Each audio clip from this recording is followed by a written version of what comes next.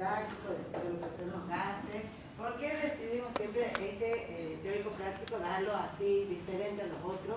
Primero porque los seminarios de medio interno son largos y son muchos conceptos nuevos que, a pesar de que ustedes ya algo sí deben tener familiarizado, el pH, cuando decimos ácido, pero bueno, son muchos pequeños interpretaciones que uno tiene que... Y llegábamos al TP al final del seminario y estábamos viendo así caras, ya que lógicamente estaban agotados mentalmente.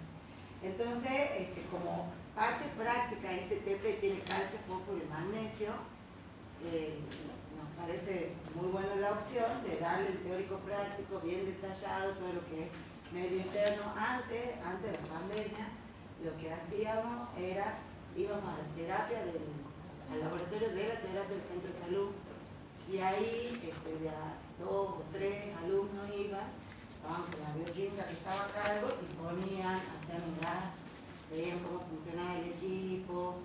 Bueno, era muy chiquito el laboratorio, está dentro de la terapia, entonces teníamos muchos cuidados. Y bueno, después de la pandemia, ya con todos los protocolos, no se pudo volver a hacer y bueno, ya invadir la terapia así de esa manera tampoco ya nos parece. Bueno, ¿qué tal si ponemos? Bueno, ¿alguien ha procesado gas, ha tomado muestra, arterial? ¿Ah? Sí, no, eso es una zona gris. Antes sí estaba bien las incumbencias del bioquímico, que no podía tomar muestras de sangre arterial porque se considera microcirugía. Realmente ahora actualmente no sé si está como que no podemos, o sea, hay una zona como que sí, en algunas partes sí nos valida. No sé si está detalladamente la incumbencia en parte de la resolución de, digamos, de lo que es el perfil bioquímico que nosotros podemos hacer, pero hoy por hoy, digamos, la toma de muestra realizada por un bioquímico, sacando la parte de leyes y resoluciones, es la muestra más adecuada que la tome un bioquímico técnico.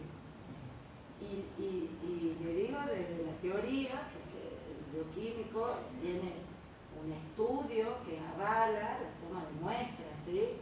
Venosa, arterial, si bien la arterial tiene otra metodología, nos pasa en la práctica diaria de recibir muestras tomadas por los médicos. ¿Qué pasa? Ellos toman la muestra y no saben todo esto que vamos a hablar ahora, los errores preanalíticos, cómo el tipo de muestra, la condición del paciente.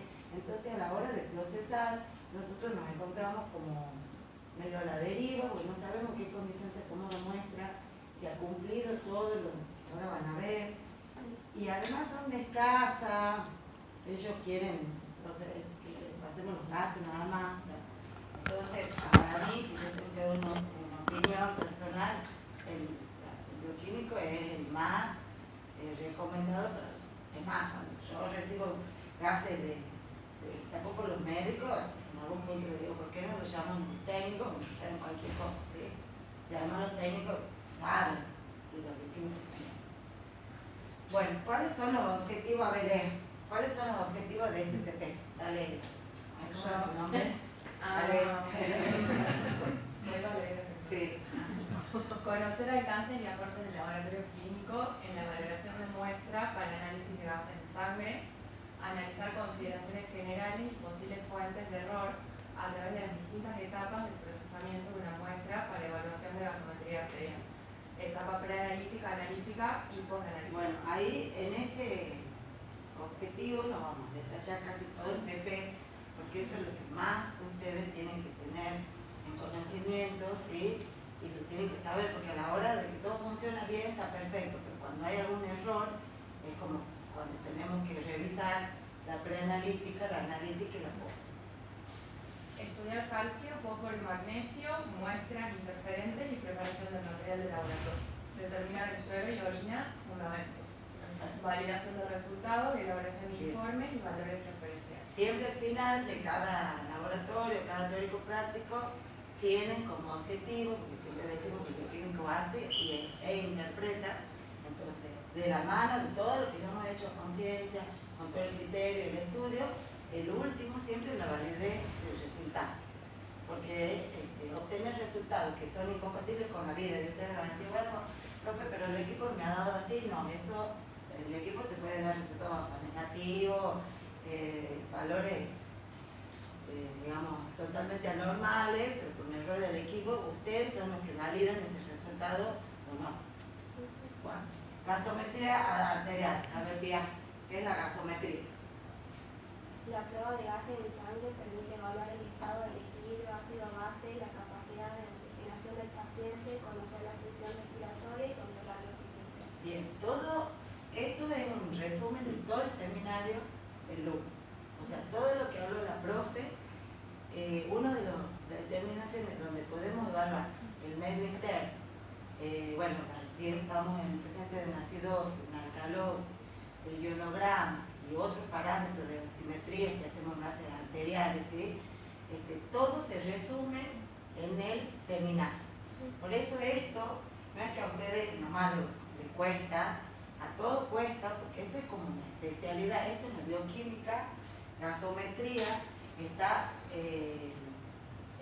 es un tema bastante importante que lo consideran ya una especialidad. El médico internista tiene muy bien, digamos, afianzado estos conocimientos, y el bioquímico que trabaja a veces en los hospitales que están dentro de la terapia, esto es fundamental, ¿sí? ¿Alguien ha procesado algún gas? Bueno, en el food, sí, nuclear, que les ha resultado fácil de entenderlo, lo han procesado y le han dado al encargado superior, lo han podido interpretar en alguna guardia, en algún laboratorio, o simplemente han procesado. Yo, por ejemplo, lo pasaba por el equipo, sí, y los resultados por ahí sí los leía, pero no los entendía de todo. Sí. Y la muestra sí he tomado yo arterial, pero no para gasometría. claro, perfecto. ¿Otro? ¿Vos, Nadia? Ah. O sea, yo vi, o sea, sí, iba a la guardia, me mostraron todo, cómo se hacía la muestra, cómo se procesaba, pero yo no lo hice nada. Bueno, yo siempre, que incluso ayer lo Magui cuando lo ha nombrado, se ha reído porque siempre cuento una historia de cuando ha sido mi primera extracción de la arteria. Ya creo que cuando nos metemos ahí en las arterias, la verdad es que no me olvido más. Yo pensaba que por minutos se me moría el paciente, y con mi amiga, hoy amiga, la revisábamos cada 5 minutos a ver si respiraban, porque bueno, yo la práctica empecé en el Padilla, y en el Padilla era como, te recibía más o menos de agregada cuando saqué arterial. Entonces era como que cuando lo hemos hecho no podíamos creer. Bueno, digamos, saben que hay una gasometría en sangre venosa. ¿Qué parámetros no evaluamos si es venosa? Oxigenación. Exacto, o sea, podemos evaluar el medio interno, pero no el grado de oxigenación. ¿Estamos bien, Jorge? Sí. Perfecto. Como toda determinación, la separamos didácticamente y además en la práctica en una etapa preanalítica, analítica y post. ¿Cuál es la etapa preanalítica? Orden, mejor me gusta decirle solicitud del médico, ¿sí? El médico, cuando pide la gasometría arterial, después lo vamos a ir viendo, tiene que detallar el nombre del paciente, dónde está ubicado, la temperatura en la que está el paciente, y después vamos a hablar cuando son cirugías, si está con oxígeno, ¿sí? Oxígeno inhalado, ya sea por bigotera o cámara, todo eso lo tiene que detallar el médico, ¿sí? Identificación correcta del paciente, seguro. Cuando uno va hacia el paciente para tomar una sangre arterial, tiene que tener todos los materiales en la mano. También en la sangre venosa seguro, pero en la arteria, como estamos usando una arteria, el riesgo es mucho mayor, ¿sí? En la elección del sitio de punción, ¿no? En qué arteria vamos a punzar, y la toma de muestra. En la fase analítica, para hacer gasometría están todos los equipos automatizados, ¿sí? Solamente el ionograma antes se hacía, que ustedes ya lo deben haber conocido, el fotómetro de llama, ¿sí? Era algo como más manual, más casero. Hoy por hoy, toda la analítica de la gasometría es un equipo automatizado. No conozco de otra manera. El personal capacitado seguro siempre, porque los errores están en la etapa pre, en la analítica y en la post. El equipo no está calibrado, no está controlado, no tiene un objetivo suficiente. Los equipos son fieles, muy raras veces no devuelven resultados. Si tiene que haber algo realmente grave para que no dé un resultado. El equipo da resultados y uno lo tiene que saber validar si tiene en cuenta todas esas etapas. Y la post-analítica, lógicamente, conocer el antecedente del paciente, la validación del resultado y la contribución al diagnóstico. Esta gasometría arterial es un resultado, o son resultados, determinaciones que comprometen críticamente al paciente, ¿sí? En muchas situaciones. Van a ver, primero porque los valores de referencia son en algunos parámetros muy acotados, o sea, no hay un rango amplio. Entonces, poner 7,38 el pH o 7,40, estamos hablando de distintas situaciones. Entonces, la importancia del resultado de la post-analítica repercute directamente en un paciente, pero no un paciente ambulatorio. Un paciente ambulatorio no le piden gasometría arterial, ¿sí? Un paciente que va al laboratorio de privado no tiene gasometría arterial en su examen de rutina. Esta determinación está de la mano de un paciente internado, de un paciente que está en una situación complicada. Entonces, la importancia del resultado impacta directamente en la acción del médico. Un sodio aumentado, el médico no espera más que el resultado del laboratorio para tomar una acción, ¿sí? pH. Bien. ¿Quién lee? Julián, la etapa preanalítica, ¿qué es? Gasometría arterial es un método de estudio invasivo. El control de las variables preanalíticas tendrá un impacto positivo para el paciente. Bien. Chequear la identidad del paciente antes de realizar la función. Es probable que el paciente no esté consciente. Esperemos ahí, vamos analizando. ¿Por qué decimos que es un método invasivo? ¿Cuál es el riesgo de la punción arterial?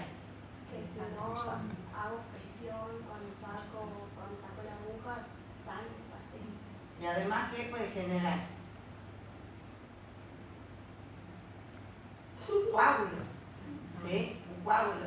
Y directamente un coágulo en la arteria.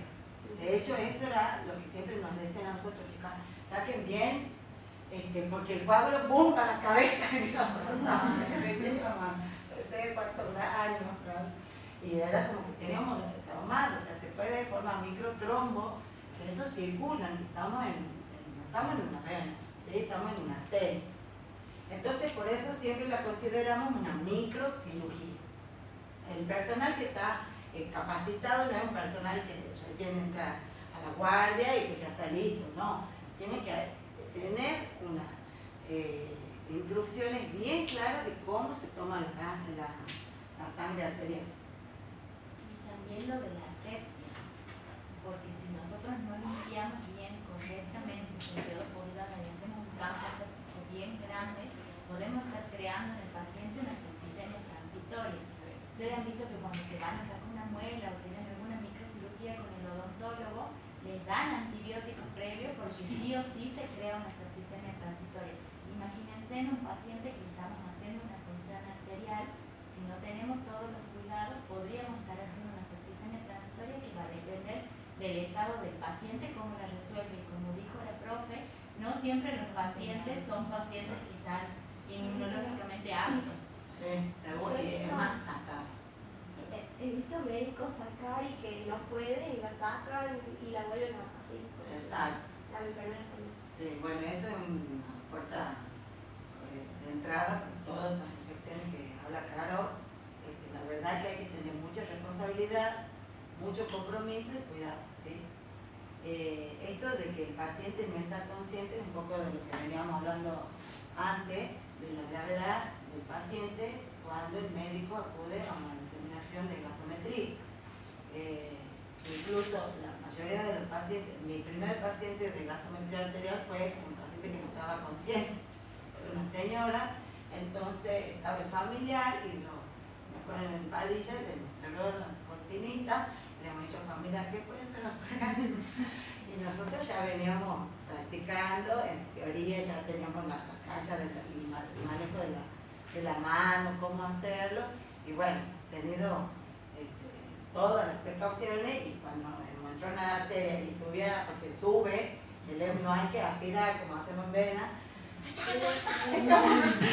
vamos las dos, y después, bueno, estamos a la verde, hemos hecho toda la pulsera, todo, salíamos, cargábamos el tubo, volvíamos a entrar a la paciente, veíamos si se miraba, ay, vamos a revisar. Bueno, o sea, en ese momento que era todo un aprendizaje, estaba correcto porque habíamos recibido todas las instrucciones de nuestra bioquímica a cargo y lo hemos hecho a pesar de, bueno, de las bromas, lo hemos hecho totalmente en conciencia y creo que hemos ido a revisarla como 5 o 6 veces la señora si respira. Pero bueno, a veces son pacientes que están solos, no hay familiares y uno tiene que chequear que realmente es el paciente, ¿sí? Sigamos, Julián. Una vez en la sala, respetar las medidas de bioseguridad y de la Bien, eso es lo que hablaba un poco la Caro, todo lo que es asepsia en el paciente, en la zona, ¿sí? Es fundamental. Y disponer del material necesario lo más cerca de los. Generalmente se pone sobre la cama, siempre que no sea una cama que esté con muchas cosas, o en una mesita, cerca del paciente, porque uno inmediatamente toma la muestra y no puede ir, le puedes tener, voy a buscar el tubito, la jeringa, no. Todo tiene que estar sobre el alcance de la persona que está tomando la muestra, ¿sí? La gasa, el pervinol, el alcohol, lo que sea, todo el alcance. Bien, empecemos a hablar de la etapa preanalítica, todos los factores que intervienen en la etapa preanalítica. Ustedes ya lo han visto, ya lo tienen en el campo, le han dado una miradita. ¿Sí? Bueno, mejor. La identificación del paciente, eso ya están todos resabido.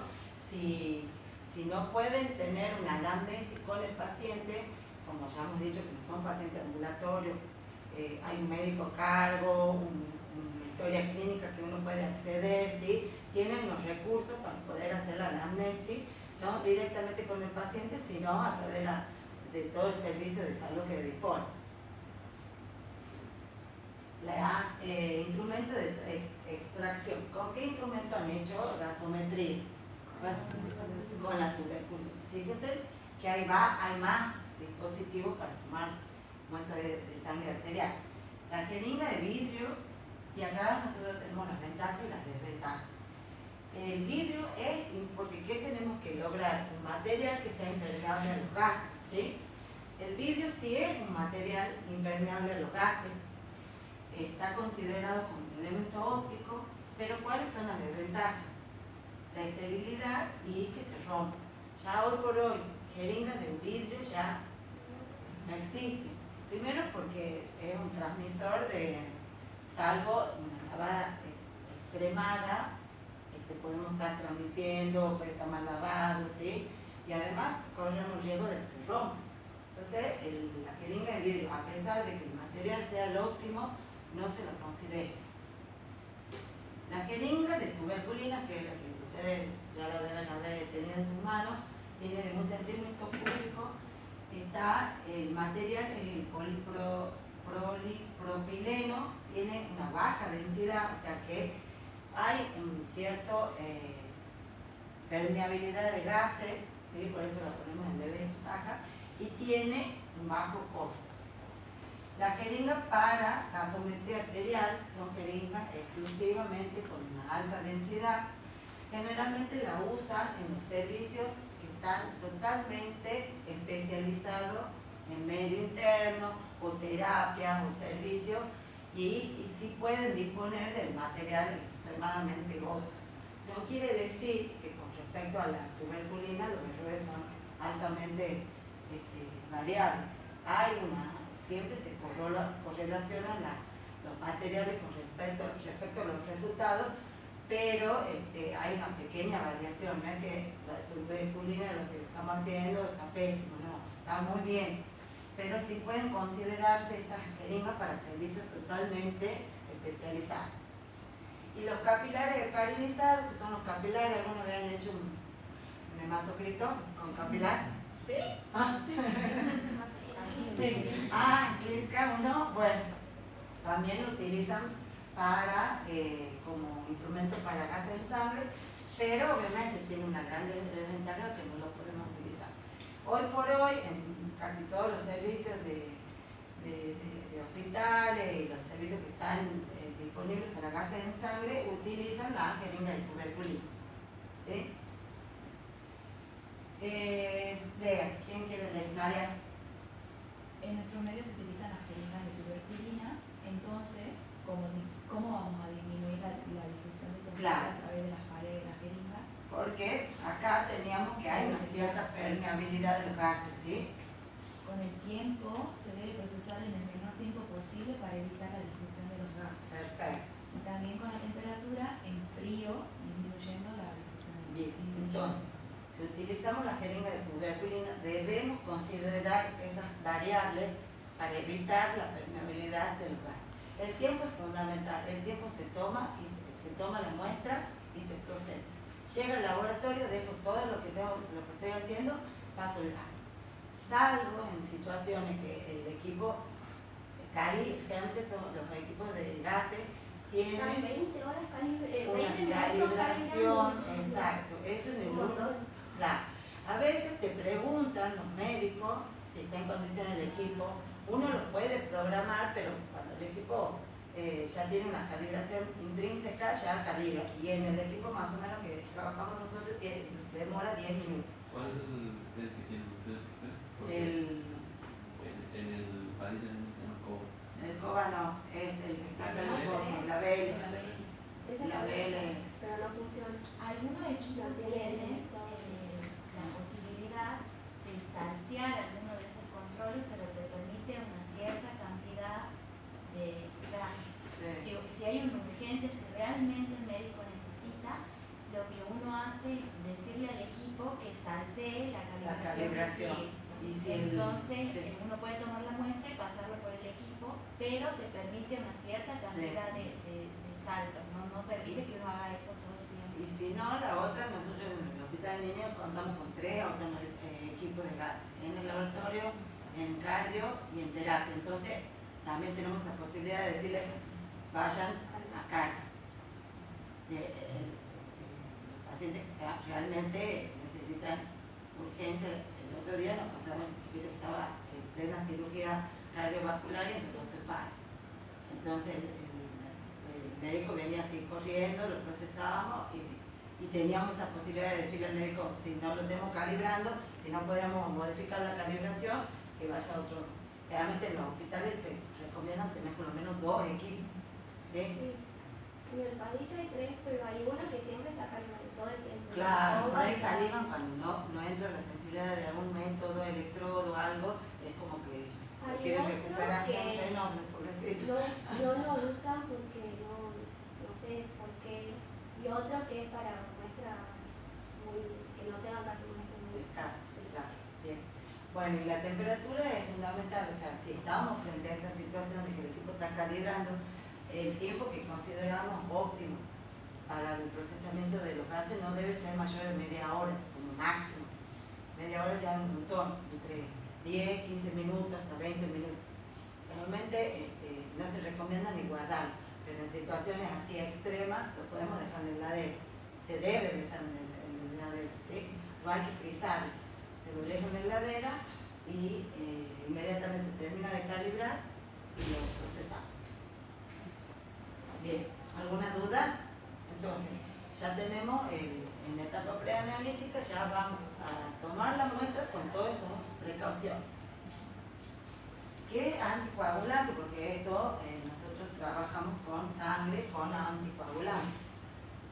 Claro, no, no, que Anticoagulante de elección: heparina, un polianión que puede unirse a cariones. Bien, haremos ahí. Entonces, la heparina es el anticoagulante de elección para la gasometría. Esta, no. Citrato, no. Sangre sin anticoagulante, no. Heparina, ¿sí?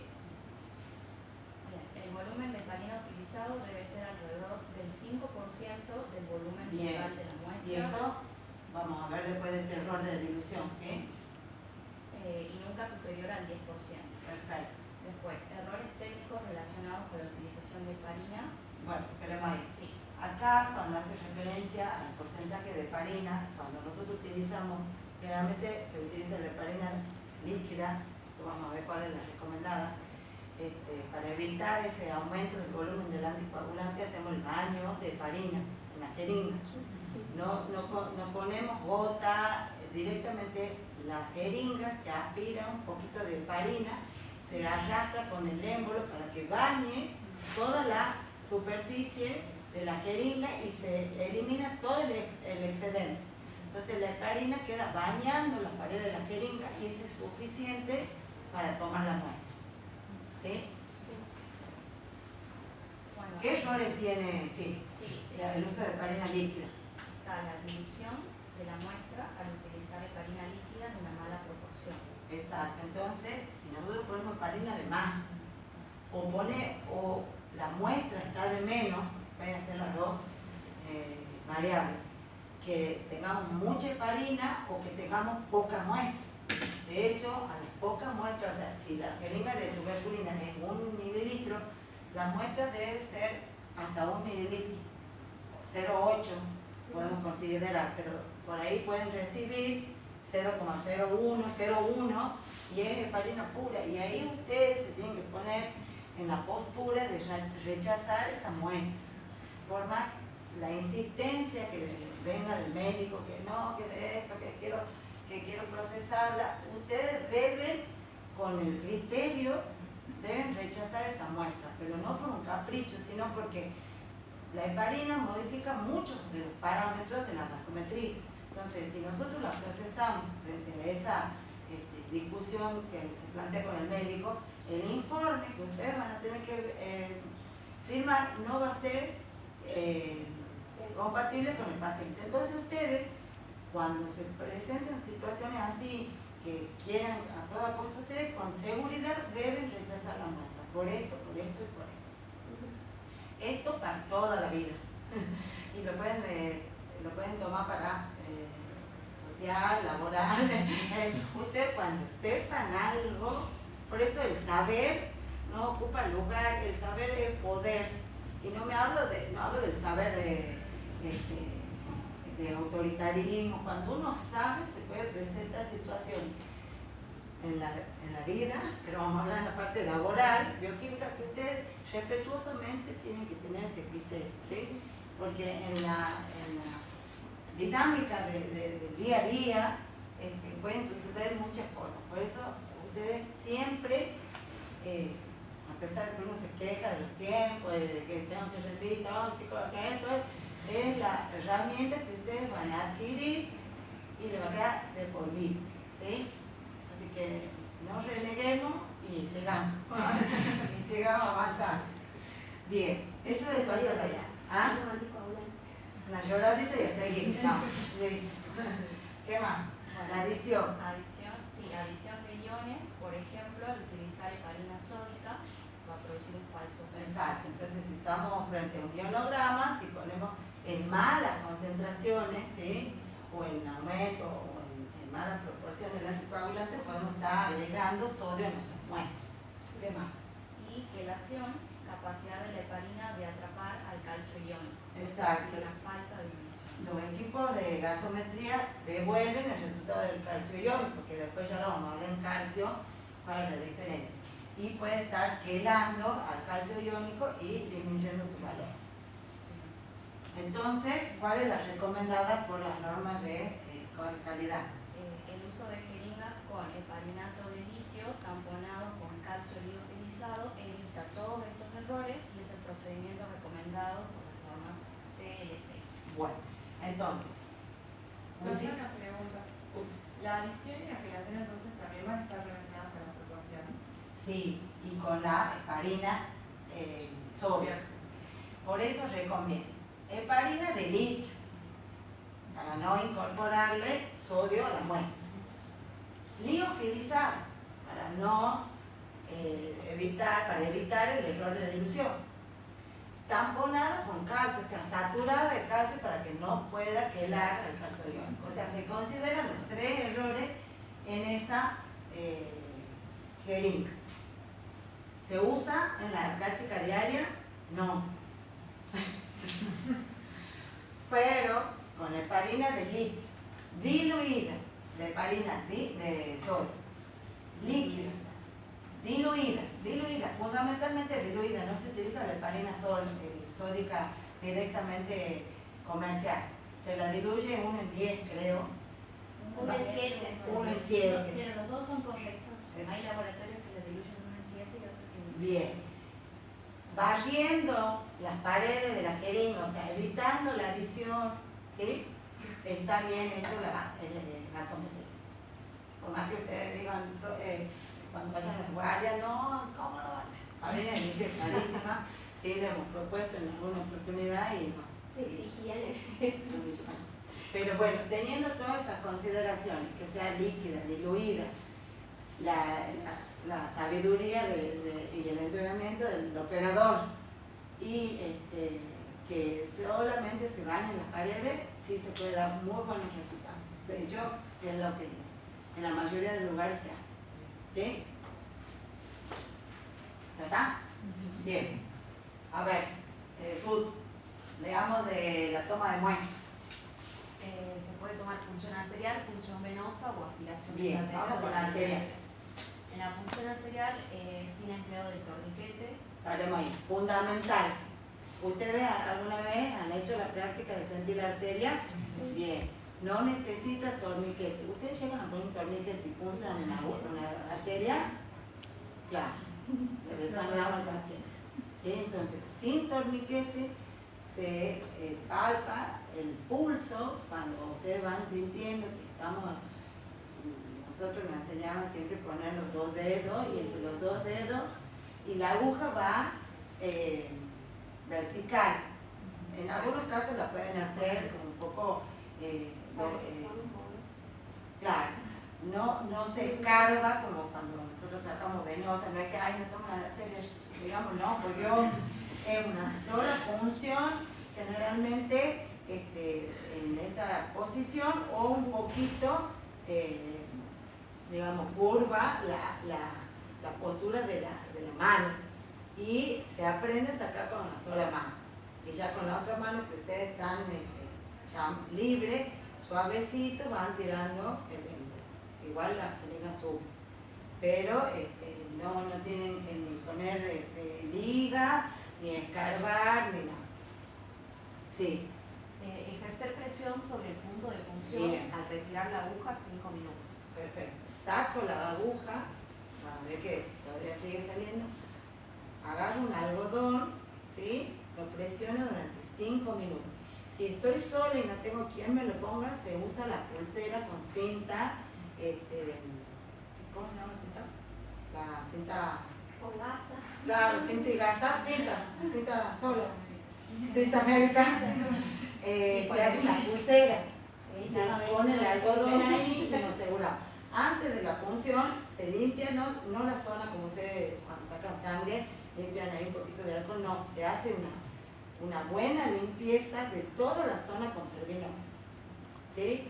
Una vez que termina, sacan, si pueden estar ustedes los 5 minutos, perfecto, si están solas o el paciente está inconsciente o no hay, y hacen la pulsera con la cinta y el gas. Profe, ¿se llenaría toda la jeringa? Depende. Cuando lo hacemos para gasometría, llena solamente la de tuberculina y ya. También esta función puede servirle para los pacientes que no tienen o están amputados, tienen vía y no encuentran la vena, pueden tomarla para sacar sangre también, ¿sí? Pero si es de gasometría solamente se carga la jeringa de uno y se cierra y se termina. Voy a contar una anécdota. Cuando a mí me tocaba hacer la rotación, miren, voy a que he sido 2 personas que éramos las primeras en hacer la rotación, era nuevo eso.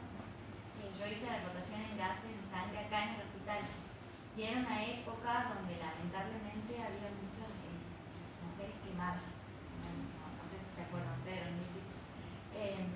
Y en esa época los quemados, bueno, este sigue siendo el hospital de elección para personas quemadas, tienen toda una forma para darle calor al cuerpo y todo eso, y la única forma de extracción de sangre era por extracción arterial, pero era tan la complicación que tenía que solamente le pedían a la bioquímica que hacía gasometría que vaya a tomar la muestra, y la persona con la que escribí mi caso clínico final era una mujer a la que solo se le sacaba sangre de la arteria del dedo gordo del pie.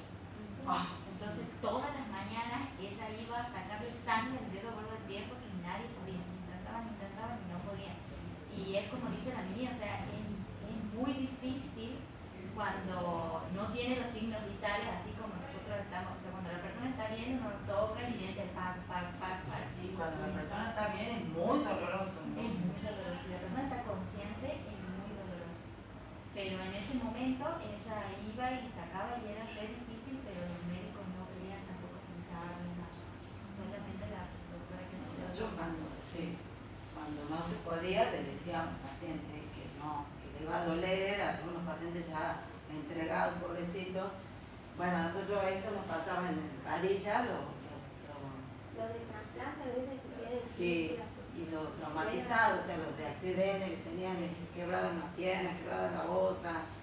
Y bueno, en algunos casos nos sacó arteria acá me daba mucha impresión porque se hacía así. Yo digo, ay, pongo la aguja y revienta. Y revienta todo.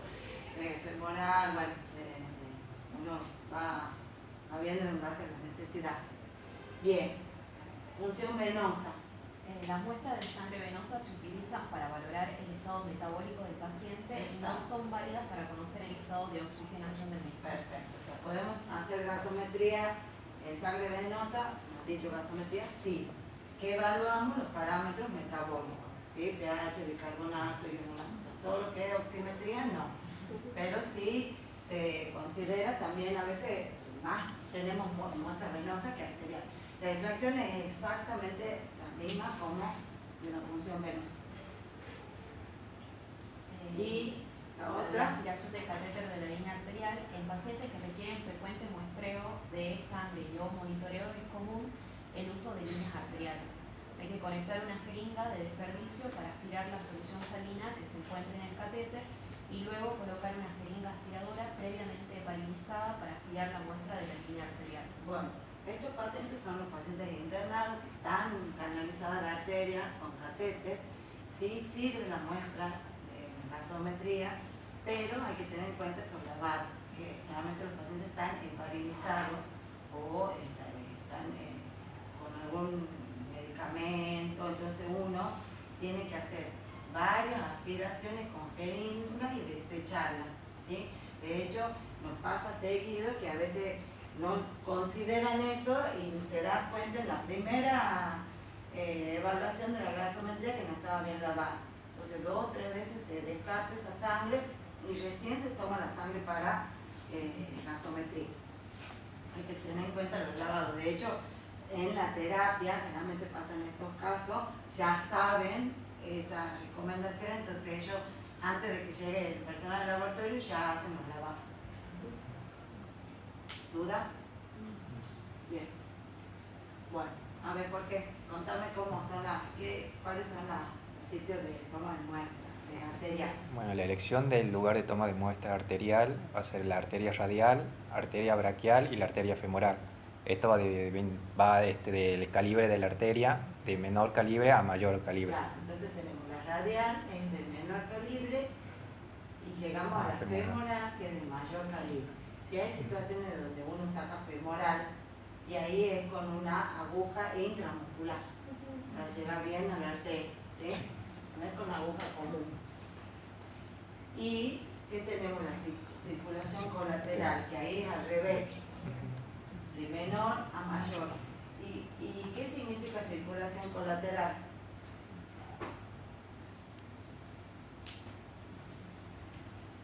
¿Qué creen ustedes? Como la ramificación. Claro, la ramificación, y además está muy unida, o sea, en la arteria, a nervios, venas, ¿sí? Incluso el riego, a pesar de que de menor calibre, está constantemente, digamos, la zona está cerca de los nervios y de las venas, y uno puede hacer, incluso a veces en la radial, creen que están en la arteria y terminan sacando sangre venosa. Pregunta de examen, ¿cómo se dan cuenta que es una sangre venosa o arterial? Por el color. Por el color, ¿sí? La sangre arterial es un rojo vivo, mucho más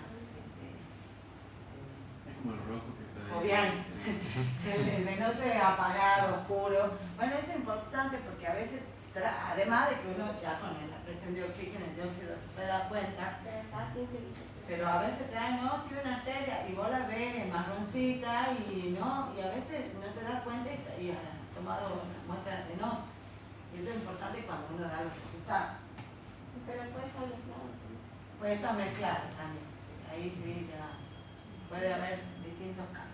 Bueno, estos son los sitios de punción que ustedes pueden, los recomendables para tomar una muestra arterial. Lo que más se utiliza son las radiales. Pero el niño, porque son sus diámetros de bracitos son bastante pequeños, los pacientes que están en la terapia directamente ya analizan la arteria y ahí evitamos estar echando al pacientito. Bien, sigamos de la muestra.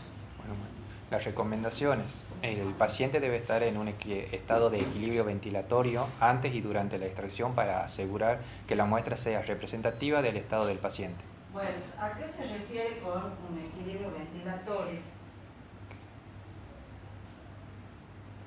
A ver. Que no debe estar agitado, tiene que estar en reposo. Muy bien, que no debe, o sea, nosotros estamos por evaluar gasometría, presión de oxígeno, dióxido, ¿sí? Entonces la típica palabra que uno dice respiro profundo, no nos sirve. El paciente tiene que estar en su estado basal, totalmente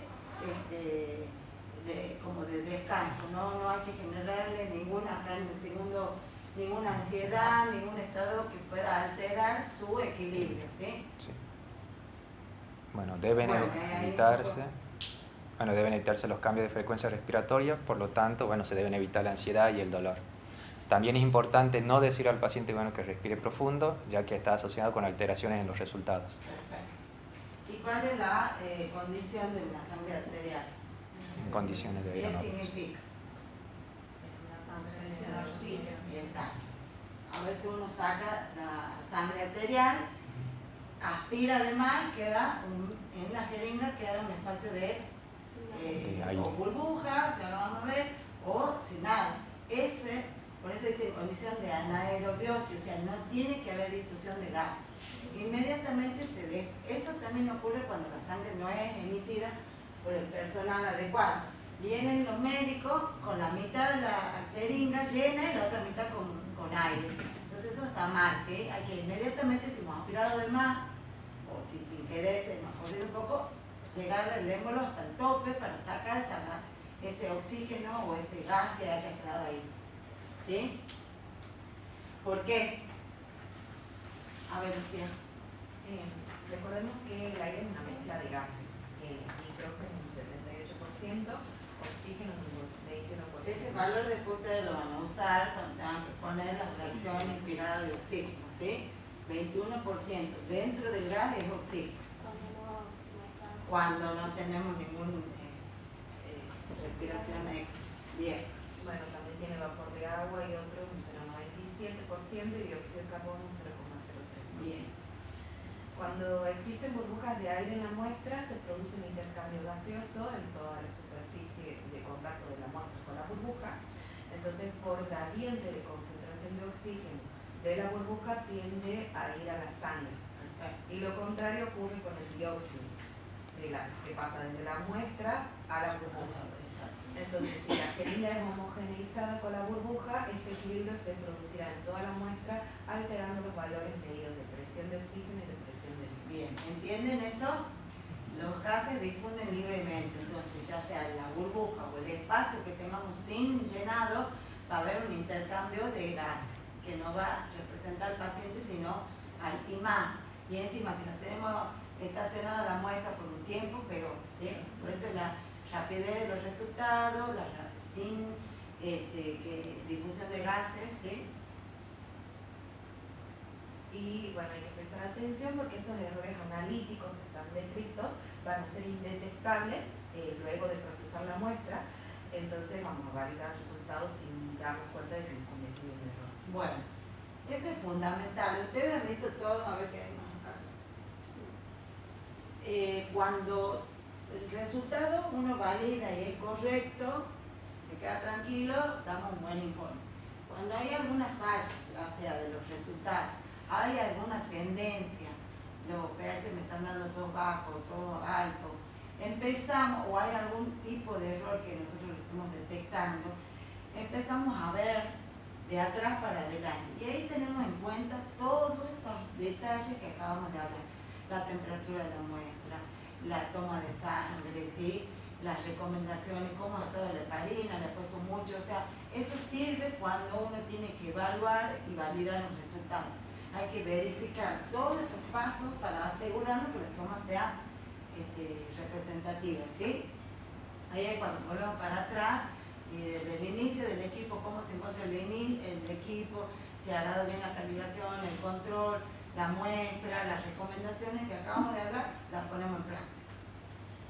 Bien, ¿cómo se, bueno, la remoción de la burbuja?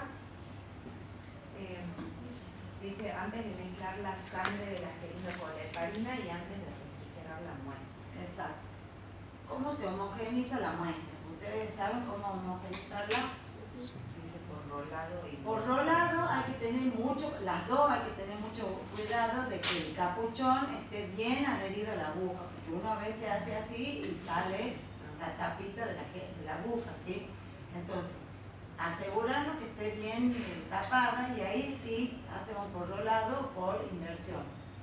El caso a veces que le hace no está bien y a veces lo que sí hacemos para asegurarnos de que no haya coágulos, porque a veces pueden ser muestras mal tomadas y que estén coaguladas o la jeringa insuficiente.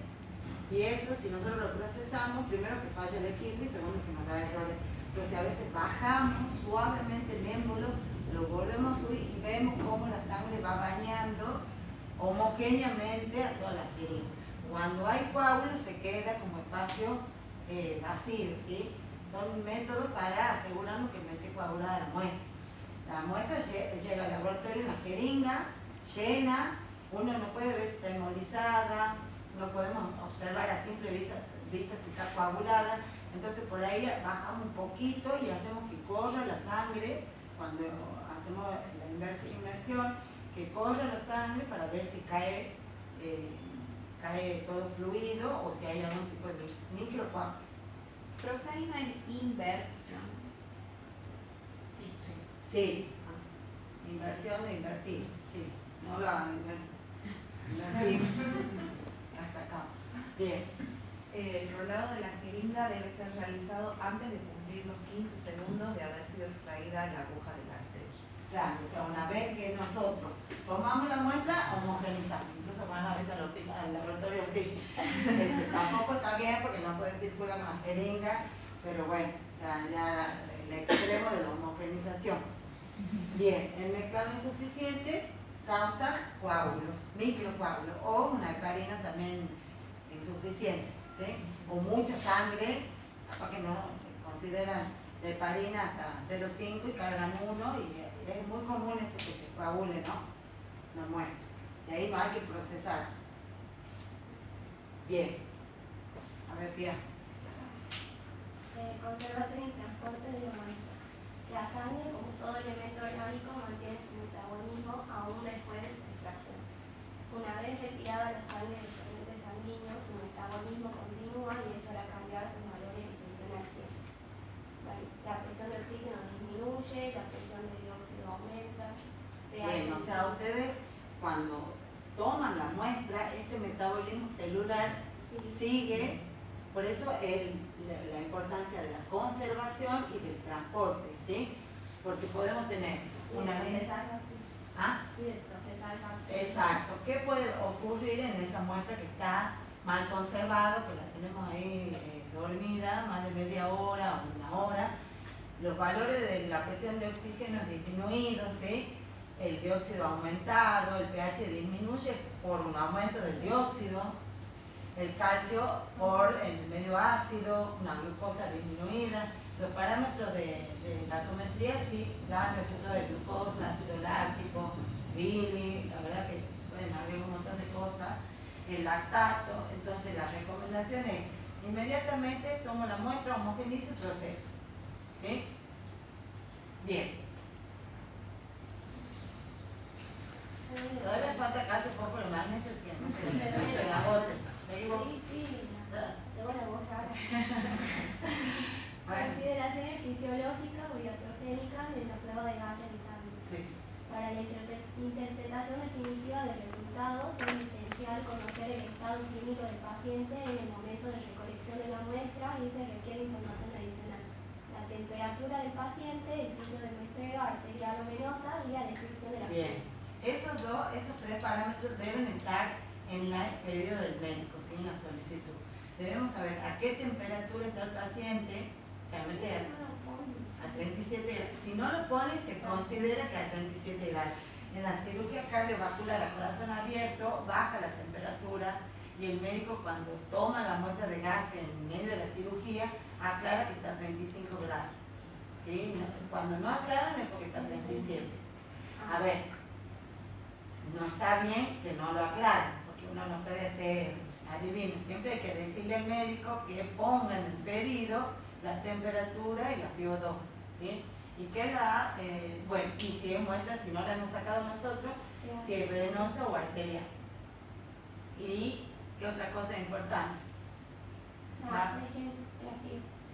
El no reporte de la FiO de un paciente en oxigenoterapia superior al 25%. Vale, ¿qué es la FiO2? Es lo que nosotros inspiramos de oxígeno normalmente. Habíamos visto en la cortita que el 25% es oxígeno, o lo pueden ver en otra unidad, 0,21 también. Entonces, si no hay aclaración o el paciente ha puesto, es 21%. ¿Sí? Y en sangre arterial es lo mismo que sangre venosa.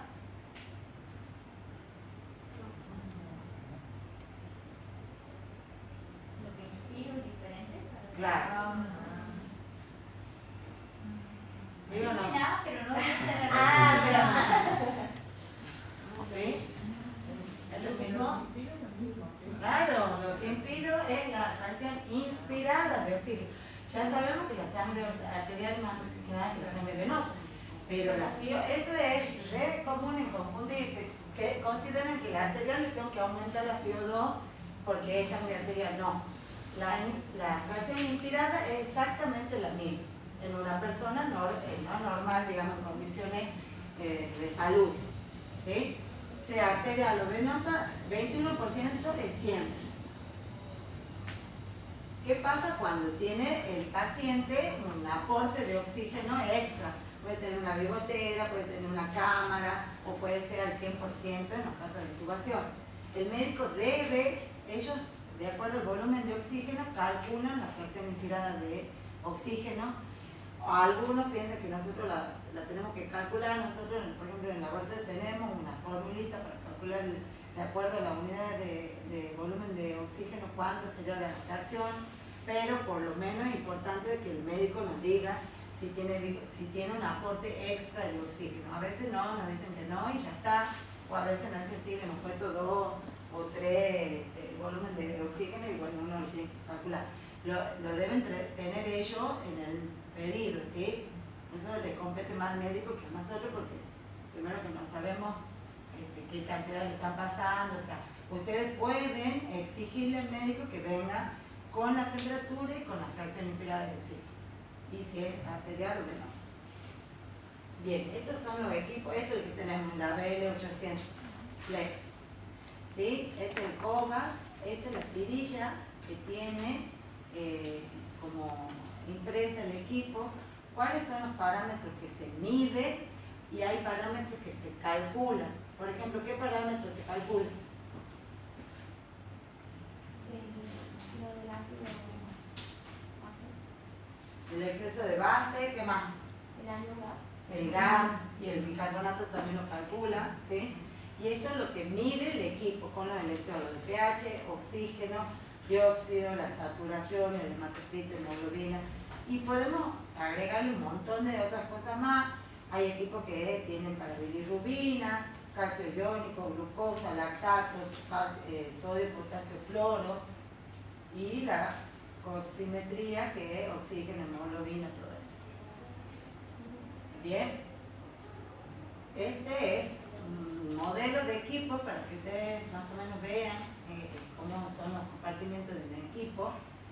En esta puertita se abre y ahí se introduce directamente la jeringa, no hay que ponerla en ningún otro dispositivo. Como está, con todas las recomendaciones homogenizadas, todo, se pone en la puertita. Esto es un acá el 2, acá tiene la otra opción de código de barra, de ingresarla a la muestra, o sea, identificarla a la muestra y ponerla. O si no, tenemos una opción manual de cargar la muestra, la identificación, qué nombre tiene el paciente, dónde está, o si le ponen número y nombre, ¿sí? Y ahí se pone tendencia arterial. Y acá en esta pantallita ponemos el nombre del paciente, la temperatura, la fracción equilibrada de oxígeno y si es arterial o venosa. ¿Sí? Tiene una impresora, otro acá, ¿sí? Soluciones, estas son las soluciones de limpieza, de calibración, de enjuague, tienen los calibradores. Acá en la puertita 6 está el autocheck, eso se abre y hay una ruedita donde se ponen todos los controles y el equipo ya tiene programados los controles, entonces solo a las 8 de la mañana del día hace el control. ¿Sí? La unidad de conexión de la USB y la ventana de los electrodos. Esta es la ventanita. Acá uno abre y encuentra ahí los electrodos de referencia, el de pH, el PO2. Estos pueden tener la membrana, se puede cambiar membrana o electrodo. Siempre, generalmente lo que cambiamos es la membrana.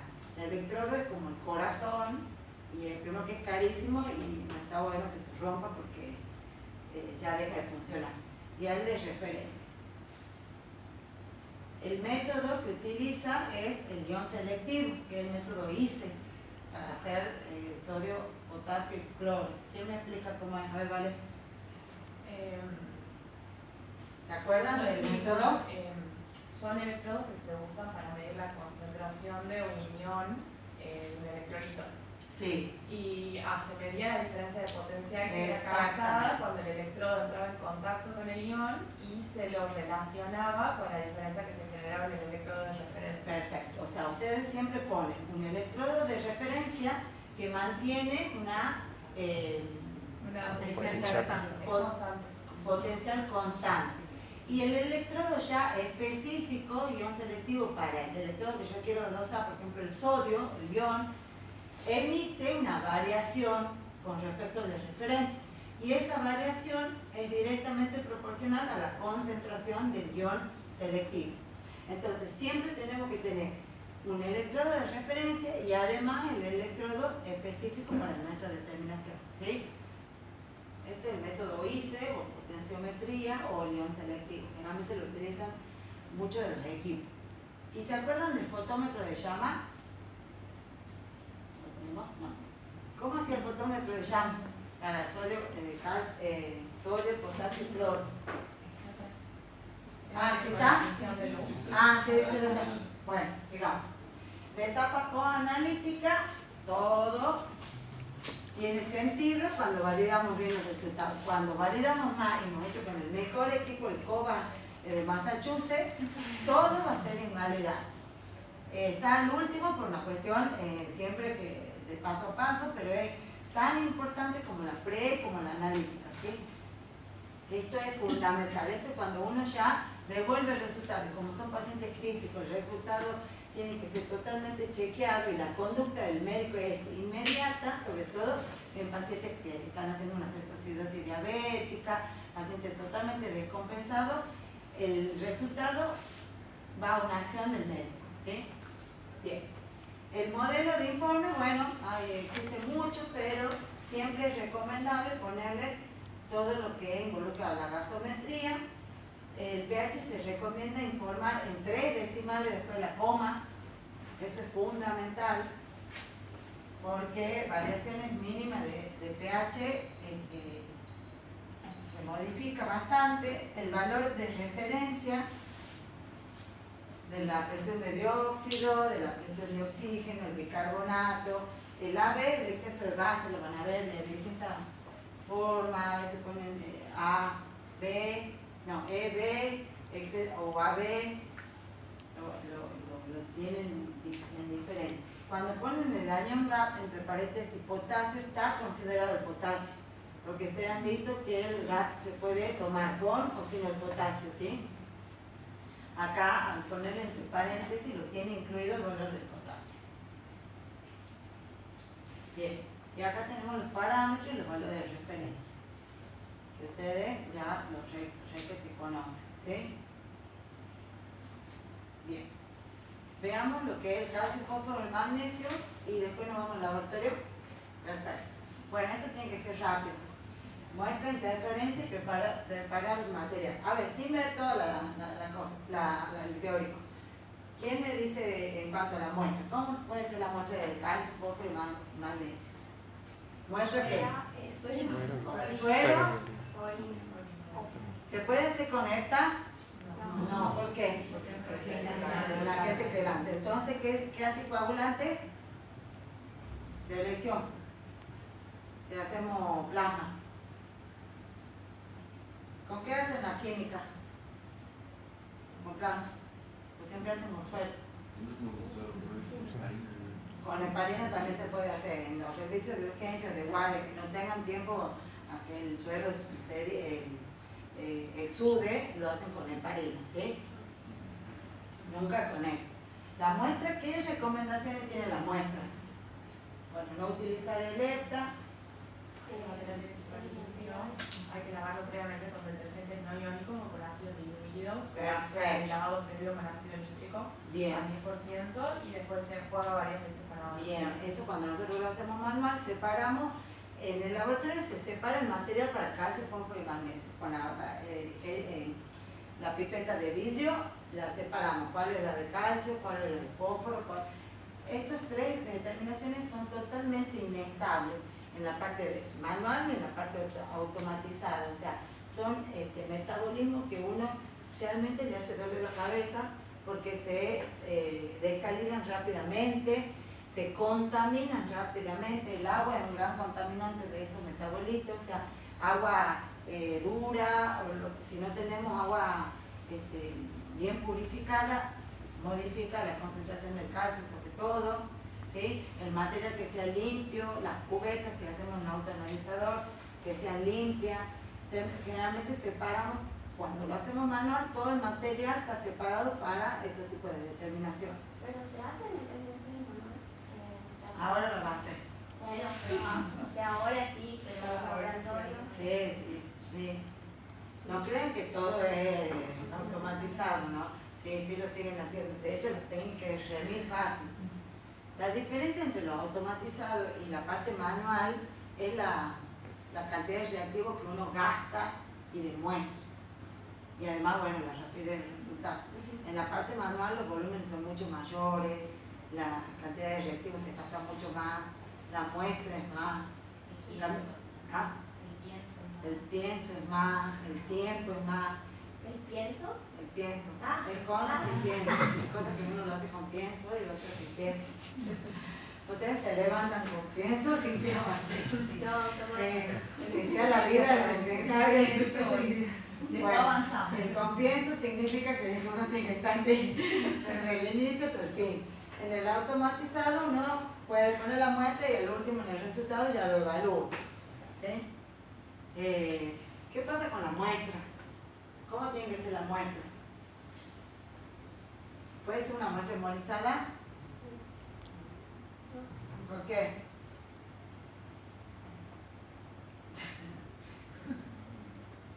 Por ejemplo, con sodio, potasio y cloro, que uno recibe una muestra hemolizada.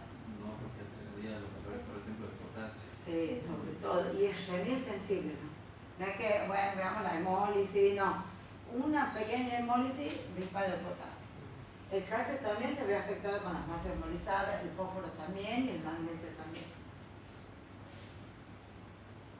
En las guardias es re normal cuando en agregado menor o alguien empieza a pasar todas las muestras de yodo, ¿no? Y uno va a validar el resultado, es como que dice, fulano eres. Puede ser que la muestra tanto estaba hemolizada, y empiezan a decir, ay, no sé, no. Y cuando van a ver el tubo, están diciendo, ay, sí, entonces no había que pasarlo, porque de verdad esto no se Sí. Y también nos pasa con el lepta. De repente hacemos calcio y nos dan negativo, 2. Qué raro, empezamos a indagar y sí, bueno. Y la sí. culpa es de la menor. Ah, no hay culpas en la mesada. Sí, o la muestra, ¿no? O sea, nunca más van a volver a hacer, La digamos. toma de muestra, ¿no? ¿Quién es el culpable? Es la toma de muestra. La etapa preanalítica tiene, de todos los errores de las 3 etapas, la etapa preanalítica tiene el 70% de los errores en toda la metodología bioquímica. O sea, ¿por qué se considera, o sea, la etapa analítica es la que menos errores tiene? Porque por todas estas horas que estamos hablando, de cómo, miren todo lo que vamos a detenernos en la etapa analítica, el inserto, el reactivo, todo. La etapa preanalítica es la etapa que más está como a la deriva de Dios. Entonces, se cometen los mayores errores del laboratorio, se cometen en la etapa pre. En la analítica no tanto porque tenemos un montón de herramientas para verificar los errores y en la poanalítica un poco más. Pero el 70% de los errores del laboratorio es debido a la etapa preanalítica. No somos culpables porque podemos estar en la etapa pre, en la analítica y en la post nosotros, ¿no? No tenemos un puesto asignado siempre, podemos ser las 3 etapas también. Bien.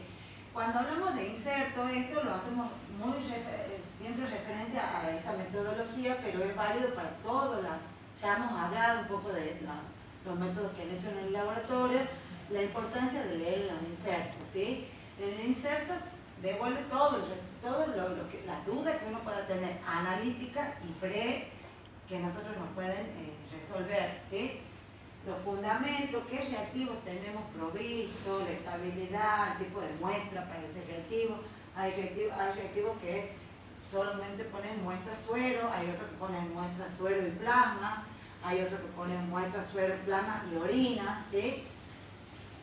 Los cálculos, yo los cálculos ahí sí ya no le doy mucha importancia a los insertos porque ya con lo que ustedes saben, con esos cálculos se maneja siempre. Pero bueno, hay a veces determinaciones que son nuevas, que no las conocemos y podemos leer. La sensibilidad, la estabilidad de la mezcla final. Esto hace referencia cuando uno prepara el reactivo de trabajo, para cuánto tiempo es estable, ¿sí? Si lo vamos a procesar dentro de 2 meses, no, pero si lo vamos a hacer a diario, nos puede servir. Bueno, determinación de calcio, fósforo y magnesio es el mismo. Son métodos, fundamentos colorimétricos, visibles y no visibles, porque el fósforo se lee a 340, no van a ver un color macroscópico, sí, pero es colorimétrico, es lineal, se calcula de la misma manera que hemos calculado creatinina, con factor, sí, los valores de referencia y ahí tienen para que saquen los insertos. Esto acá me detengo un poquito y ya vamos al laboratorio, ¿estamos bien? Sí. A ver, ¿vos ya has hablado? ¿Vale? ¿Ya has explicado algo? A ver, Julián, ¿qué factores pueden afectar la concentración del calcio? La concentración de albúmina. Por Bueno. ejemplo, la alteración de la concentración de albúmina y alteración en la concentración de globulinas modifican el calcio unido, pero no el calcio iónico. Y después la concentración en el estado ácido-base se modifica el calcio iónico, pero no el calcio unido.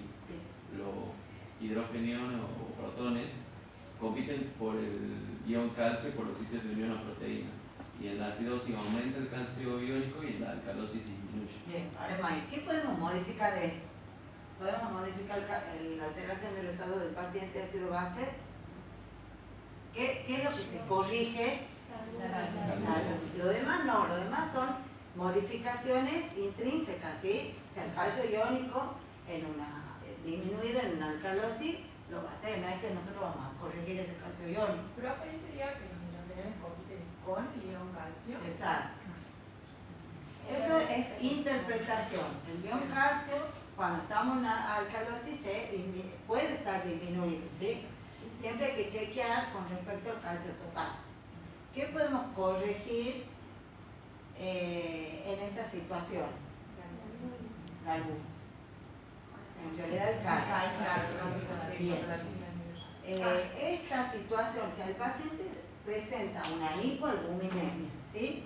Menores a 3, menores a 2,5. En el método que nosotros utilizamos, el calcio está disminuido. No es algo que sea propio del paciente, sino metodológico. Por eso quiero explicarle por qué lo corregimos. No es que le aumentamos el calcio al paciente. Simplemente corregimos el calcio que puede haber estado disminuido con respecto a la metodología. ¿Me explico? Sí. Entonces, un paciente hipoalbuminémico, o sea que tiene una albúmina menor igual a 2,5. El calcio va a ser menor, va a estar disminuido, 7, por ejemplo. ¿Pero es el calcio real del paciente? No. Debemos corregirlo. Y cuando lo corregimos, ¿cómo está ese calcio después al final? Normal. Aumentado, no quiere decir que sea normal. Bueno, aumentado el ¿Por qué les digo esto? Para que cuando hagan los cálculos ustedes se den cuenta que tiene que aumentarse ese calcio corregido con respecto al calcio del método, ¿sí? Después lo vamos a hacer Pero son pacientes que tienen una hipoalbuminemia, lo que vamos a hacer ahora. Sí, son todos con albúmina disminuida. Entonces, algunos sí, otros no. Igual, digamos, cuando uno puede tener dos situaciones. Calcio normal y albúmina disminuido puede pasar. Valor normal de calcio con albúmina de 1,5. Está muy baja la albúmina. No es muy común, ¿no? Cuando tenemos una hipoalbuminemia no es muy común que tenga un calcio normal, siempre está disminuido el calcio, ¿sí? Bien, ¿qué pasa con ese paciente que tiene 1,5 de albúmina y tiene un calcio iónico de 4,5? ¿Se corrige el iónico o no se corrige el iónico? Un paciente con albúmina de 1,5 miligramos por decilitro. Tiene un calcio total de 7 y un calcio iónico de 4,5. ¿Por qué corrijo? ¿Los dos? ¿Por qué corrijo solo el total? Porque la albúmina va a mejorar el calcio. El calcio iónico no se modifica por la albúmina, justamente el libre, el que no está unido a la albúmina, ¿sí? Entonces, solamente corrijo el calcio total, porque en el método doso calcio unido con albúmina también. ¿Me entienden bien eso? Sí. Bien. Un calcio de 7,5 y una albúmina de 4, normal, ¿corrijo o no corrijo? No. Bien, el calcio disminuido por otro motivo, ¿sí? No por una hipoalbuminemia. O sea, en ese calcio no corrijo. Bien, ¿dudas? Esta es la formulita que ustedes van a aplicar para corregir el calcio. Disminuye, por eso el 0,8. 0,8 miligramos por ciento de calcio por cada gramo por ciento es lo mismo que gramo decilitro. Por cada gramo decilitro de disminución de albúmina. O sea, por cada 1 de albúmina que disminuye 0,8 miligramos de calcio. Por eso en la fórmula ustedes van a tener el calcio medido más 0,8 que es la disminución por 4 que se considera la albúmina normal menos la albúmina, ¿sí? Que me da el paciente bueno, dividido en 1 gramos por decilitro, es para interpretar que por gramo de decilitro de albúmina, por 0,8 miligramos decilitro de calcio, disminuye 1 gramo de decilitro de albúmina. Esta fórmula no la tienen que aprender de memoria, es para que entiendan de dónde vienen estos valores. Incluso en el computador pueden poner corrección de calcio iónico y les sale directamente, ponen albúmina y calcio y ya les sale. Y ustedes deben informar este calcio como calcio iónico, calcio corregido por hipoalbuminema y ponen el valor. Debemos hacer la aclaración de que es el calcio corregido si lo informan, ¿sí? Bueno, magnesio ya, fósforo ya y el ionograma plasmático. ¿Ah? Bueno, rápido, ¿cuál es el fundamento del ion? Sería la energía que es emitida por el ion de un elemento cuando se excita por una llama y pasa a un estado elemental. Perfecto. ¿Eso alguna vez han tenido en su cercanía un fotómetro? ¿Lo han hecho? ¿Nunca? ¿No lo han visto? Bueno, ¿tóxico? En analítica. En analítica. Bueno, antes hacíamos así, con el fotómetro de llama, así, por ahí. Y ahí hay una puertita donde está la llama. Y poníamos siempre una solución de referencia y poner, lo pasas para sodio, ponía la muestra y se daba el valor de sodio. Era muy engorroso. Nunca andaba el que yo tenía. Incluso antes lo prendíamos acá, para que ustedes lo vean. Pero había una sola persona que se animaba a prenderlo una vez al año, que era Pablo. Entonces él, porque claro, tenemos con garrafa. Entonces una vez al año prender una garrafa era como que, bueno, avísanos Pablo si nos vayamos, teníamos siempre miedo que explote. Y él se animaba a prenderlo, ahora no, hace un montón que no lo usamos y la verdad que tampoco tiene sentido que lo prendamos porque si van ahora a trabajar en algún lado no lo van a usar. Vamos a ver. Que lo prenda otro. Muchas gracias por su atención, manos al agua. Ahora hacemos calcio, fósforo y magnesio. Termina, volvemos, vamos a ver unos videitos de una española que es amiga nuestra, que ya la han visto. Vamos a ver un poco de interpretación del resultado de gas y vamos a hacer el interrogatorio.